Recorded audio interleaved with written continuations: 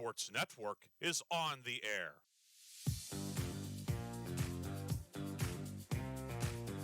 He's going to keep the football. Drive for the goal line. It's a touchdown!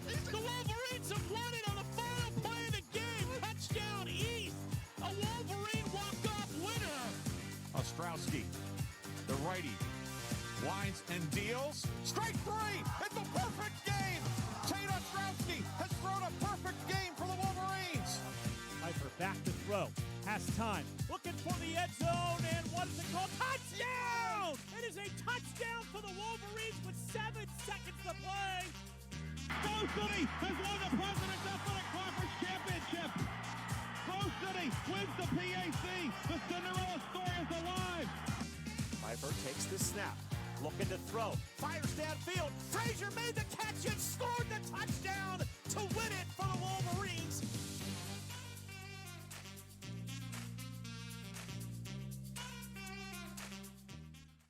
And we are live this afternoon at Sunsplashed Jack Behringer Field. The Grove City College baseball team closes the home portion of the conference schedule for 2026. As today the Wolverines will host Thiel. First pitch coming up at 1 o'clock, game 2 to follow. Hi everybody, Ryan Briggs with you today. Hope you're having a great Monday, the final Monday in April, as Grove City and Thiel get ready to play PAC games 19 and 20 this year. Grove City firmly in contention for one of the 6 PAC tournament spots.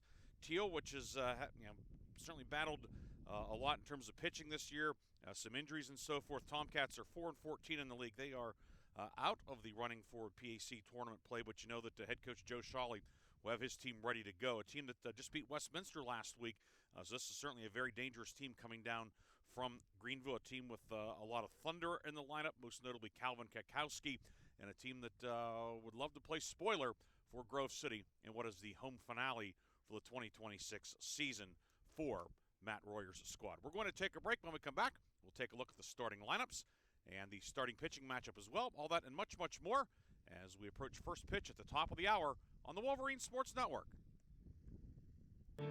Hi, we're the Goo Goo Dolls. We're fortunate that we can give our daughters everything they need to grow and learn. But not every child can focus on classes and play dates. Nearly 13 million kids in the U.S. face hunger. That's 1 in 6. School lunch might be their only meal each day, and it's heartbreaking to imagine any child going to bed hungry. We're dreaming of a perfect day when kids can smile, play, and just be kids without worrying about where their next meal will come from. Feeding America is working to make that perfect day a reality. Each year, the Feeding America network of food banks rescues billions of pounds of good food that would have gone to waste. That food is given to families and children in need. Being a kid should be about doing things that make an ordinary day extraordinary.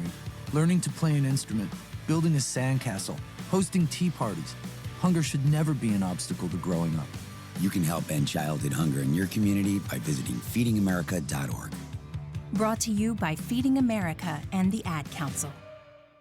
Hi, I'm Smokey Bear, and I made an assistant to help you out, because only you can prevent wildfires. Hey, Assistant Smokey Bear, call me Papa Bear, because I'm grilling up dinner.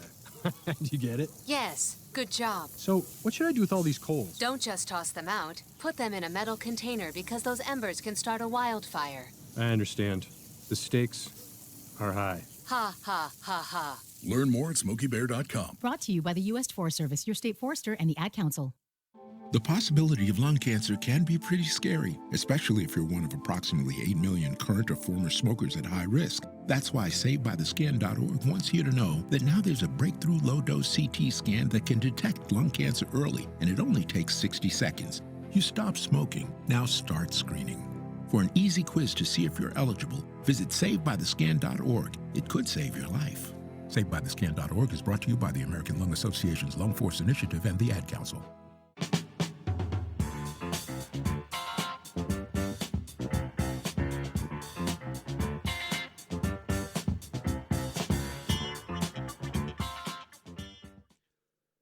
And we are back here on the Wolverine Sports Network.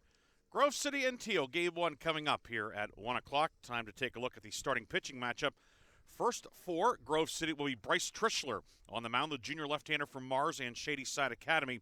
This will be his 11th appearance and 7th start of the season. Trischler 1-2 this year, ERA of 6.08. He has one save this year, 40 innings, 47 hits allowed. He has struck out 19 and walked 18, and the league is hitting .309 against him. It'll be a junior on the Thiel side as well. Mason Suss, the junior right-hander from Ringgold, will make the start today. Suss, he's 2-5 this year. This will be appearance number 12 and his 7th start, one complete game, ERA of 8.42, 36 and a third innings. He's allowed 52 hits, 29 strikeouts, and 23 walks for Suss. So a couple of juniors who have had some good moments this year and then have also been knocked around a bit. They will be towing the rubber today for the respective squads. The PAC standings up to the moment, everybody else has played 20 games. They were able to get games in over the weekend. Grove City and Thiel wrapping up here today to get to 20 games, as we have one round of games left coming up Friday and Saturday in the PAC. W&J is 16-4.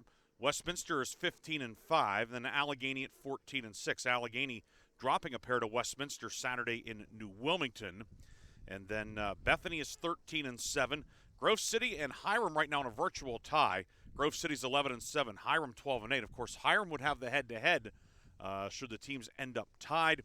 Chatham is 11-9, and those are the 7 teams battling for these 6 spots. W&J, Westminster, and Allegheny have clinched berths. Bethany at 13-7 is all but in. It would take a number of oddball combinations to keep Bethany out at this juncture. And with 2 wins this week, the magic number is 2 for Grove City. Wolverines would be in the tournament as well. 2 today with Thiel, 2 Friday at St. Vincent as Grove City looks to get into the PAC tournament. Wolverines, of course, the defending champs in the PAC. Looking at the rest of the standings, Geneva's 8-12, St. Vincent 7-13, Franciscan 5-15, Thiel's 4-14, Waynesburg 2-18. The Friday schedule, or the weekend schedule in the league, of course, we mentioned Grove City going to St. Vincent, 1 o'clock doubleheader Friday. Also on Friday, Bethany hosting W&J, Geneva hosts Allegheny, Franciscan hosts Chatham, and then on Saturday, Waynesburg hosts Thiel. Hiram will make the trip to Westminster, and then the PAC tournament gets underway next Wednesday, May 6th, 7th, 8th, and 9th at Ross Memorial Park in Washington. W&J is the predetermined host for the tournament because they have the turf, they have the lights, and all the amenities there to be able to host a 4-day tournament. And if you get backed up or have to go late into the night, able to do so. So even though right now W&J is the top seed, that's not been clinched yet, but no matter what the W&J's seeding is, the tournament will be there this year. We'll take a break. When we come back, we'll have the starting lineups brought to you by Valvoline Express Care and Car Wash in Grove City. Pregame continues on the Wolverine Sports Network.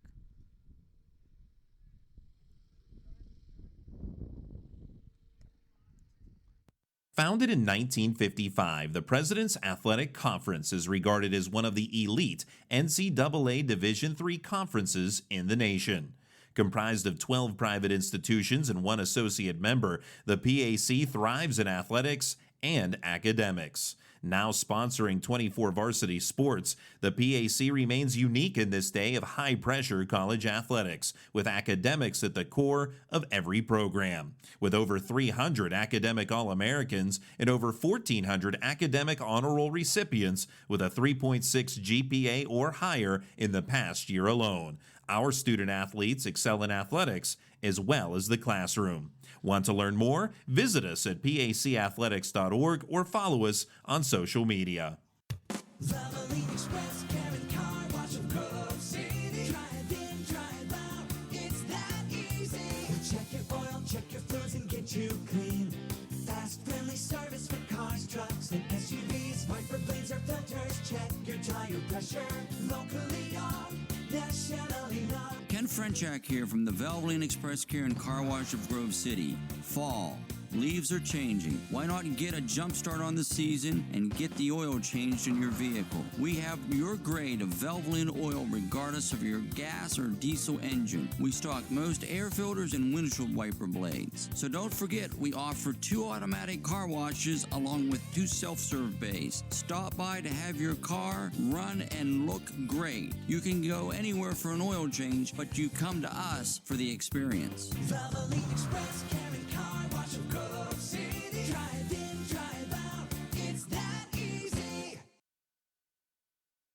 The impact of a meal goes well beyond feeding our bodies, because feeling full can sound like this. How did the interview go? I did it! I got the job! I can't believe it! And like this. Mom, I got first place at the science fair with my volcano project. That's amazing, sweetie. Congratulations. Because when people are fed, futures are nourished, and everyone deserves to live a full life. Join the movement to end hunger at feedingamerica.org/act now. Brought to you by Feeding America and the Ad Council.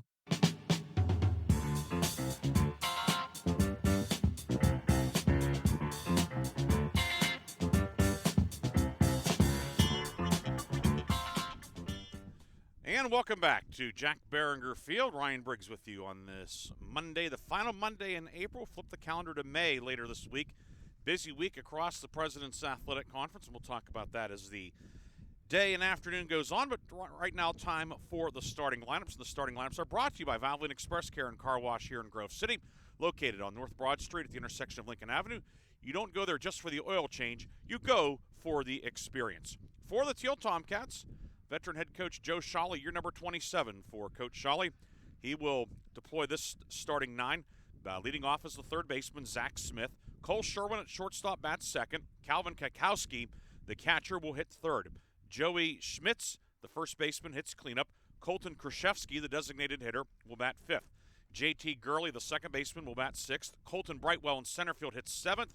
Joey Fell, the left fielder, hits eighth, with Justin Doobie in right field. He will bat ninth. Smith, Sherwin, Kakowski, Schmitz, Krzyzewski, Gurley, Brightwell, Fell, and Doobie. For Grove City, leading off, it's the center fielder, David Chandler. Caleb Backus will bat second and play right field. Colin Marin-Petro, the first baseman, hits third. Dan Luco, the cleanup man, will play left field. Nick Sampson hits fifth. He will play second base. Nick Remish, the third baseman, will bat in the sixth hole. Adam Weber will catch and bat seventh. Johnny Reyes, the DH, will hit eighth, with Kyle Reinberger at shortstop and batting ninth. For Grove City, Chandler, Backus, Marin-Petro, Luco, Sampson, Remish, Weber, Reyes, Reinberger. The umpires for Game 1, Saul Lemofsky behind the plate, with Jonathan Hauer in the field. Actually, I believe that is reversed for Game 1. I believe it's Jonathan Hauer behind the plate for Game 1, with Saul Lemofsky in the field, so they'll be reversed for Game 2. Those were the Valvoline Express Care and Car Wash starting lineups. We will come back with today's first pitch. Grove City and Thiel coming up next on the Wolverine Sports Network. Welcome back to the Dog Show. Up next, we have Satchmo. Satchmo is a member of the Shelter Pet Group. That's right, a group known especially for their couch-snuggling, ball-chasing, face-licking, tail-wagging, backyard-hanging, and, of course, companionship. And what breed would you say Satchmo is? I'd have to go with maybe a lavish terrier-hound chihuahua-looking kind of mix. Tremendous dog. I'd also like to point out Satchmo's coloring, a white, gray, brown, black brindle, simply marvelous. You know, it's such a treat to watch a dog like this. Now, let's see him in action. Look how he makes eye contact with his person. That's actually known as the treat stare. How intuitive. And now he appears to be excitedly turning in circles. Ah, the happy dance, so common with this group. And finally, the loving face lick. It's great how he just gets in there and, well, licks. Fantastic. But really, the best way to know an amazing shelter pet like Satchmo is to meet one. Visit theshelterpetproject.org today. Adopt. Brought to you by Maddie's Fund, the Humane Society of the United States, and the Ad Council. This is why you work so hard to pay the mortgage. Because home is more than four walls and a roof. It's that porch swing on a summer night. It's pajamas with feet and everybody over for Sunday dinner. And that old stuffed chair in the living room you just can't get rid of. This is why you work a second job. This is why you learn to fix things yourself, so you could save on repairs. Because home is your place, your memories, your family sleeping in their own beds at night. And that is why we want to help.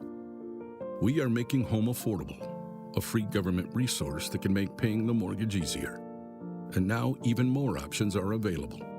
Call 888-995-HOPE today. That's 888-995-HOPE. Or visit makinghomeaffordable.gov. Good night, Mama. This is why. Brought to you by the U.S. Treasury, HUD, and the Ad Council.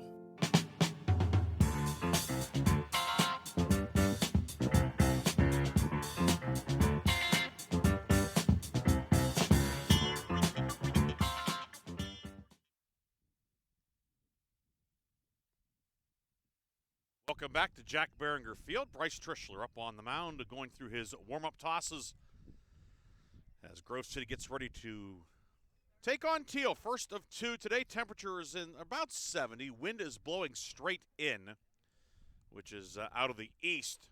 So it is a good day to be a pitcher at Jack Behringer Field. The dimensions 320 to left, 405 to straightaway center, and 300 down the right field line with a higher fence in right and right center. It is not often where the wind is blowing in here at Jack Behringer Field, but today that is the case.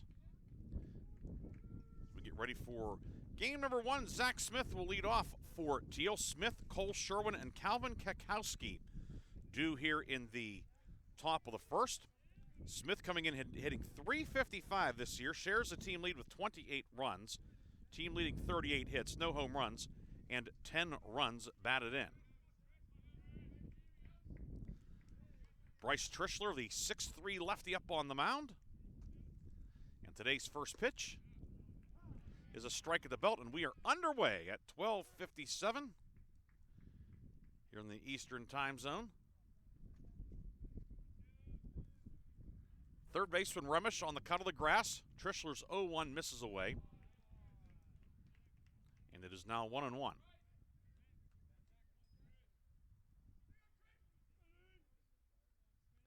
Trischler working with catcher Adam Weber, the 1-1. That one misses away. Now 2-1 to Smith.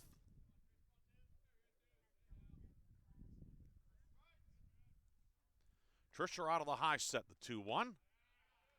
That catches the inside corner, evens up the count at 2-2.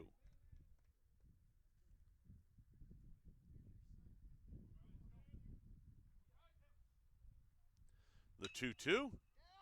Loop down the left field line. It is a fair ball just inside the chalk line. Luco into the corner, having trouble with it. Smith rounding second, takes a wide turn, and then will put on the brakes. But it is a leadoff double down the left field line, and a runner in scoring position here in the early going for Thiel. Zach Smith wraps his third double of the season. That'll bring up the shortstop, Cole Sherwin.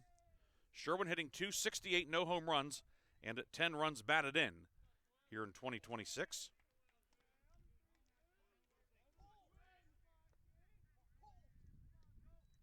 Sherwin, the shortstop out of Karnes City, and the first pitch from Trischler misses away for a ball.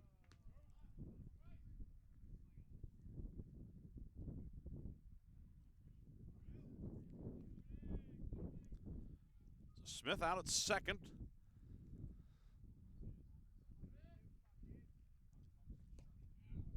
One is a strike at the knees. Now 1-1.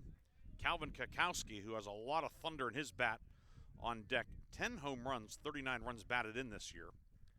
He has more extra base hits than singles this year.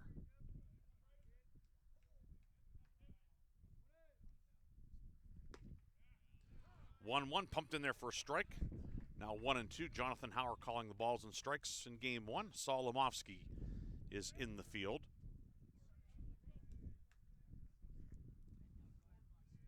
Remish, the third baseman, behind the bag off the line. Marion Petro likewise at first. The 1-2 misses away. Backhand grab made by Weber. The count now 2-2.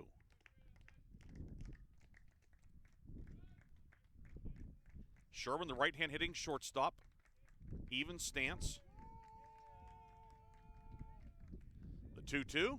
Swing and a miss. Trischler pumped the fastball past him for the first out of the afternoon. Brings up Calvin Kakowski, the catcher in game one for Thiel, hitting .333, 10 home runs, 39 runs batted in. Suffice to say, he's been a problem for everybody in the PAC, not just this year, but the last couple of years, but certainly here in 2026. He's also struck out 30 times, however. First pitch misses away for a ball, and it's 1-0 on Kakowski.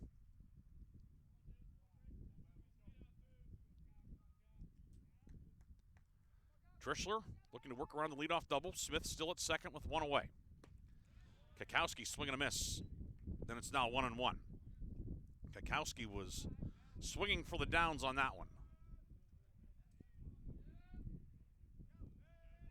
Count even, a ball and a strike now on Kakowski.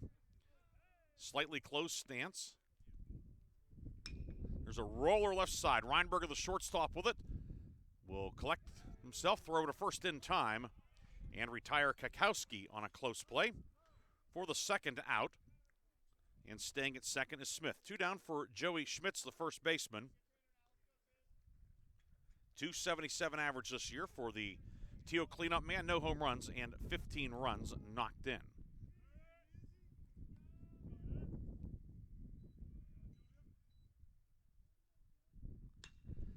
The first offering is hit down the left field line. It will drop in for extra bases. Smith will cruise home, and Schmitz into second with a double. So a pair of doubles in the first inning, and Thiel has the lead. It is 1-0. An RBI double for the Thiel first baseman, his third double of the season, and the Tomcats are on top, 1-0 in the top of the first. That'll bring up the DH Colton Krzyzewski. Krzyzewski, .295 average this year, no home runs, and 14 runs batted in. So Thiel able to jump out to the early lead here in the top of the first.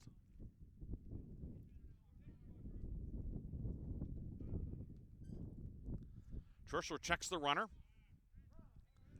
And the first offering to Krzyzewski catches the outside corner for a strike. It's 0-1. Top of the first inning here, 2 away, but Thiel with the early lead. 0-1 misses away, now 1-1. Grove City will have Chandler, Backus, and Marin Petro due up in the home half of the first. But the Wolverines will be down at least one. 1-1 nicks the outside corner. It's now 1-2.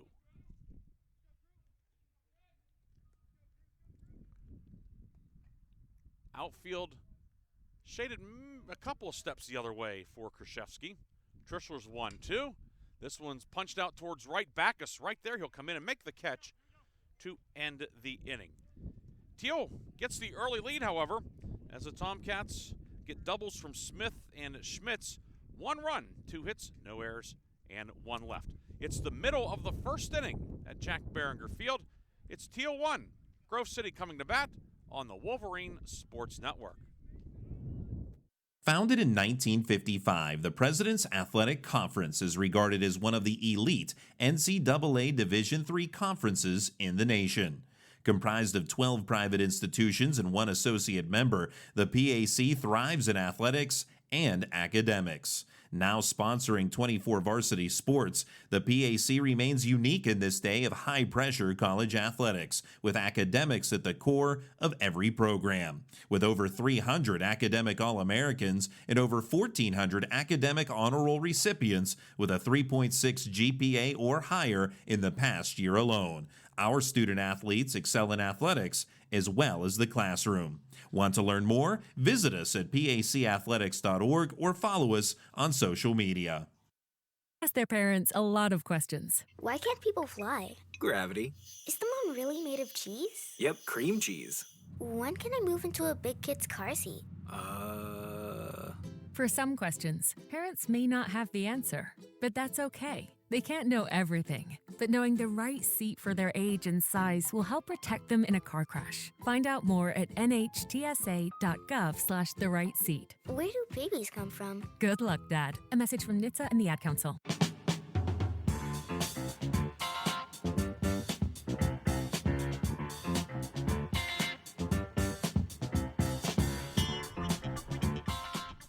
It'll be David Chandler leading off for Grove City. The junior center fielder comes in hitting .384, no home runs, and 23 runs batted in.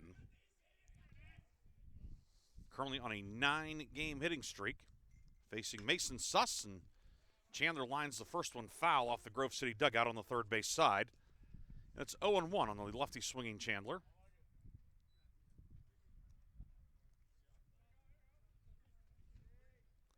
Chandler, Backus, Marin, Petro, 3 lefties to start out for Grove City.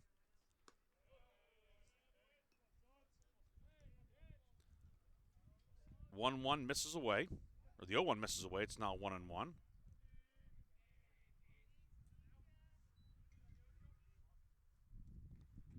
Chandler waits the 1-1, and that one's on the outside corner for strike 2.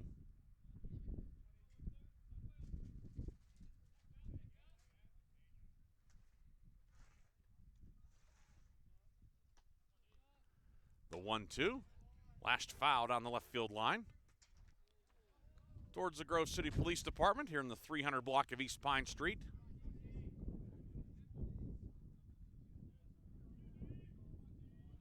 And it stays 1-2 on Chandler.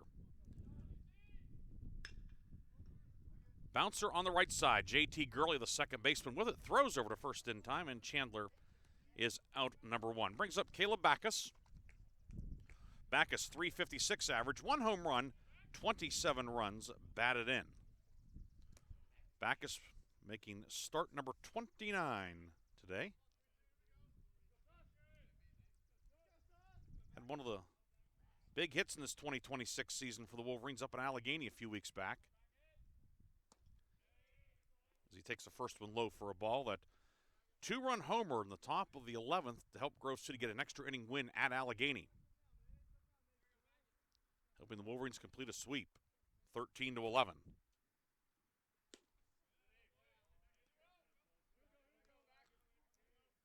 1-0 missing away, now 2-0 to Backus.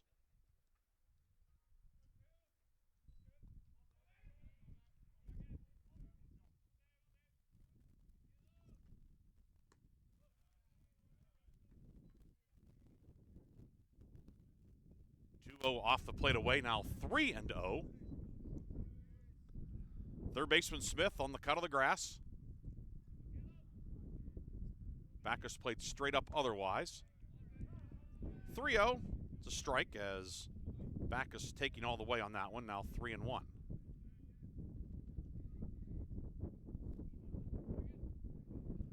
Wind gusting, blowing straight in today from center field. 3-1 is a strike. Backus thought it was ball 4, but that one looked pretty good from here behind home plate. Now 3-2 on Backus. Suss sets the letters, the pitch. And that one is low for ball 4, a 1-out walk to Backus. That's the first runner of the afternoon for Grove City. And then we'll bring up Colin Marin-Petro. Marin-Petro hitting .409 this year, 6 home runs, 37 runs batted in. Leads the team with 40 runs scored, 52 hits, 14 doubles. And he'll bat with 1 on and 1 away in the first inning. This one's lined towards left, slicing, and it will land just foul.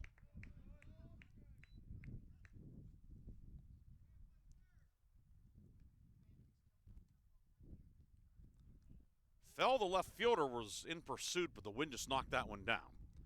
The Thiel defense, it's Suss pitching, Kakowski catching, Schmitz at first, Gurley at second, Smith at third, Cole Sherwin at short. Outfield left to right is Fell, Brightwell, and Doobie.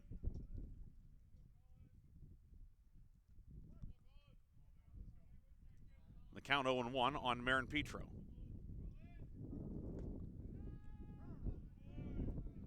0-1 in for a strike, and now 0-2 to the big guy from West Allegheny. Backus over at first, pretty good speed, held on by Schmitz. 0-2 from Suss. It's a bouncer left side. Sherwin makes the grab near the bag, steps on second base, throws to first.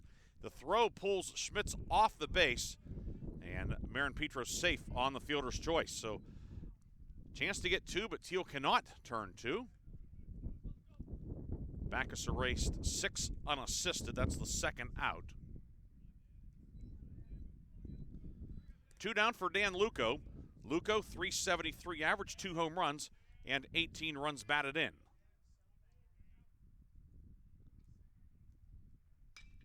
Suss's first pitch is fouled off.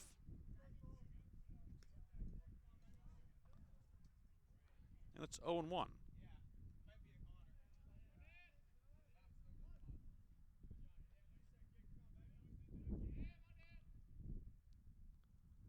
Suss is 0-1 in the dirt, blocked nicely by Kakowski. That'll even the count at a ball and a strike. 2 away in the bottom of the first. Thiel with the 1-0 lead. Tomcats doubles from Smith and Schmitz in the top of the inning to take the lead. 1-1. Hit towards right. Now drifting towards the line and making the catch. Fighting the wind out there was the right fielder, Doobie, who went a long way.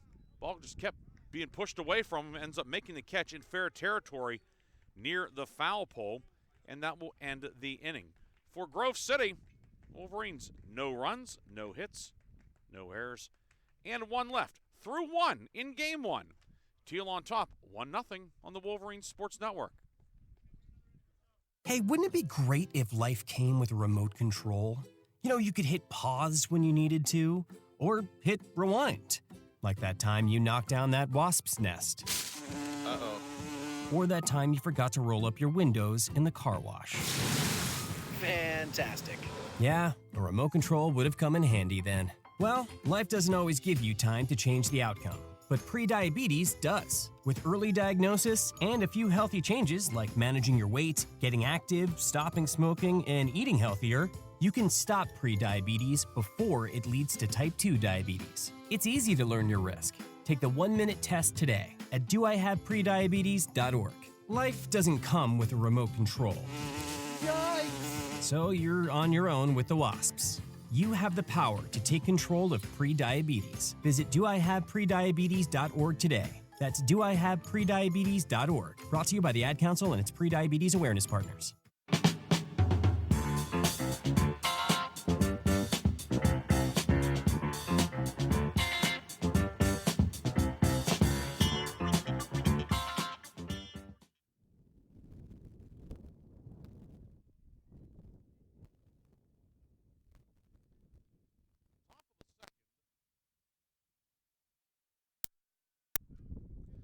JT Gurley leading off and hits a long foul ball down the left field line.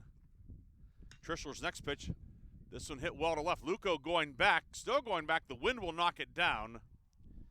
And Luco will make the catch. Most days that might be gone here at Jack Behringer Field, but the wind blowing straight in. That's a long first out for JT Gurley. That'll bring up Colton Brightwell, the Thiel center fielder.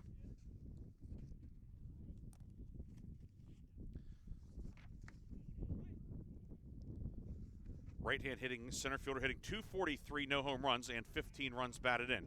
Trishler's first pitch in for a strike.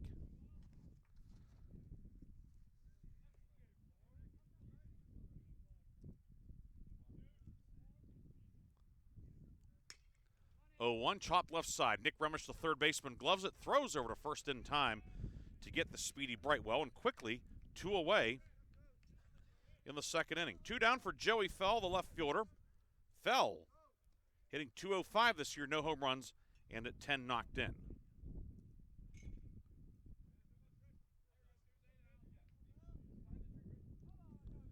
Top of the second. We think we have the inning icon on our scorebug figured out. First pitch to Fell is a strike. It was acting well. Now, well, we had it. Now it's gone. Not sure what the deal is there. 0-1 misses low for a ball. Now 1-1 on Fell. Fell out of Champion High School over in Trumbull County, just north of Warren on Route 45. 1-1 on the outside corner for strike 2. 1-2 to Fell.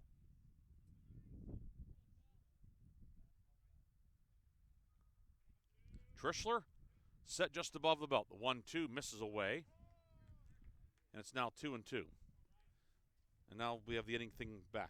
So whatever we did, it looks like it's working. 2 balls, 2 strikes, 2 outs in the top of the second. And Grove City's number 22, Bryce Trishler, sends that pitch off the plate away. The count goes to 3-2. 3-2 popped behind the plate, first base side. Weber fighting the sun, fighting the wind, makes the basket catch.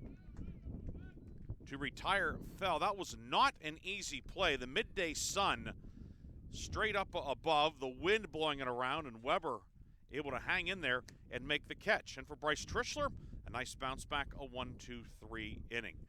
We go to the bottom of the second here at Jack Behringer Field. It's Thiel 1, Grove City 0 on the Wolverine Sports Network. The impact of a meal goes well beyond feeding our bodies, because when people don't have to worry about where their next meal is coming from, they can truly thrive, like Marta. And now we'll hear from our class Dorian, who with our hard work never ceases to amaze us. Please welcome Marta Moreno.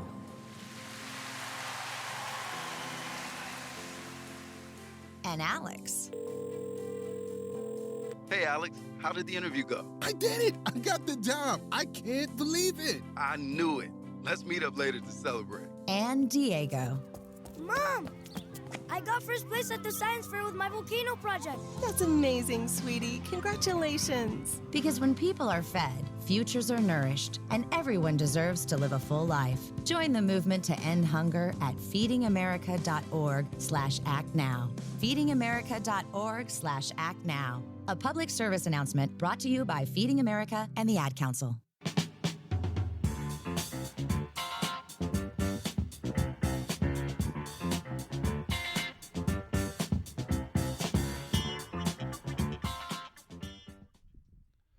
Nick Sampson will lead off for Grove City in the bottom of the second. Sampson in the number 5 spot of the order today. Sampson, Nick Remish, Adam Weber.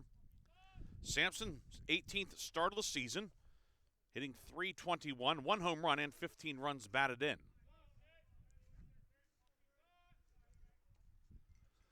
And the first pitch from Huss is lined to right center, a base hit. Sampson jumps on the first pitch, and the Wolverines have their first hit of the afternoon. That'll bring up Nick Remish. Remish, .313 average, 5 home runs, and a team-leading 39 runs batted in.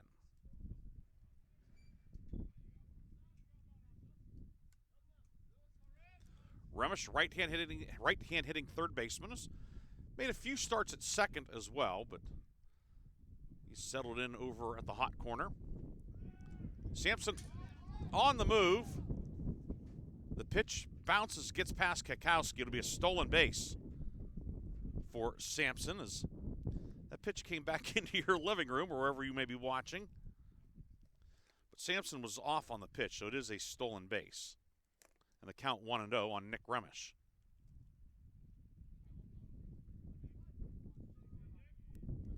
We might need to adjust our camera slightly. We'll do that in the inning break.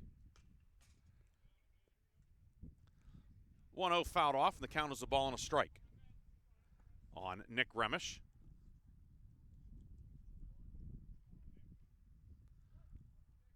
Sampson out at second. Pretty good lead. Gurley, the second baseman, keeping an eye on him, as is the shortstop Sherwin. Suss deals. Swing and a miss as Remish chased one in the dirt. It's now 1-2.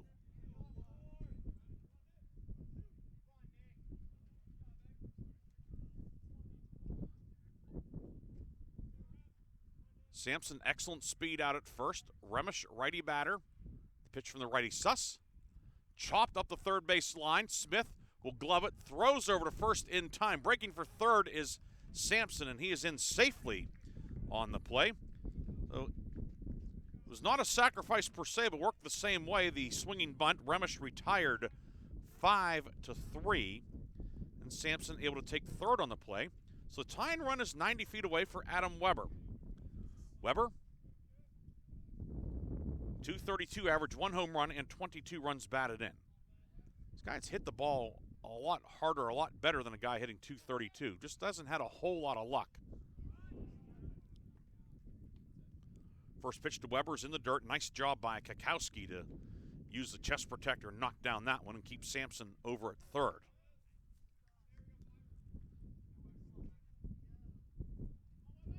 Smith, the third baseman, on the cut of the grass, actually about a step onto the infield grass. 1-0 misses away, now 2-0.